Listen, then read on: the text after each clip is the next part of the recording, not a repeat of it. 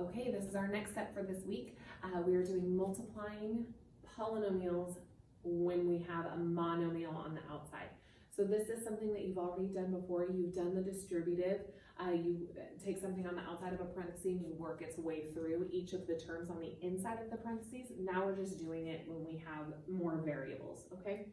So I have a couple of examples up here. I have quite a few that we're going to go through, and then there's not a lot to do as we prepare for this lesson, okay? So what we want to do is we want to look at this one. This is a monomial. So for each of these, you will have a monomial on the outside of the parenthesis that we are going to distribute through the parentheses. So we have a 2n. I'm multiplying it by this term. Now, if we remember when we're working with multiplying variables, we want to work with the coefficients first. So I'm going to say 2 times 4 is 8. And then I have an n, and this is an understood 1. And I take n, and with these, when I multiply with the variables, I'm adding the exponents. So 1 plus 2, it becomes 8n to the third. I bring down this minus sign, and then I have 2n times 5. So 2 times 5 is 10, and then I only have 1n. There's nothing that I'm multiplying there, so it's like I'm multiplying by 1. So it's just a standard n, okay? Let's try another one. A to the 5th. Now, if I don't have a coefficient here, it's like a 1. So I'm going to keep the same coefficients that I have for the other ones. So 4 times 1 is 4. And then I have an a, and I'm saying a to the 5th times a to the 3rd. I add those exponents. It's those multiplication properties when we're working with exponents, okay? So I add the exponents, becomes 8 to the 5th. I'm sorry, 8 to the 8th. I was looking at the 5. 8 to the 8th.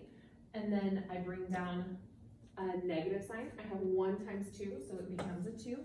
And then I have a to the 5th times a to the 7th. I again combine those, it becomes a to the 7th. And then I bring down a plus sign. I have 1 times 1, so I don't need a coefficient. I can write a 1 if I want to, but I want to get in that habit of not needing to. Now I'm just saying a to the 5th times a to the 1st becomes a to the 6th. And we have now multiplied. So we multiplied for both of these, the monomial through the polynomial, using that distributive property. Let's do a couple more examples. I have a p, so this is just like it's a 1p. So p times 2p becomes 2p squared, plus 1 times 3 is 3, and then I bring this p over also. Okay, so each of my terms should have an additional p. Let's try this one. Now I'm working a negative 2x cubed times something. So I'm going to say a negative 2 times a 4 is a negative 8. Now I work with my x's. I have x to the 3rd, x squared. That becomes x to the 5th. So that is my first term. I have to multiply both parts of both of those terms. Then I would normally bring down a plus sign, but because I'm multiplying by a negative, it's going to be a negative 2 times a positive 2 is going to be a negative 4. I have x cubed here, x. I combine those, it becomes x to the 4th. And then I have a negative 2 times negative 7 is a positive 14. X cubed, I don't have any x's here, so it just remains as x cubed. Let's do one more, and then I'm going to set you free.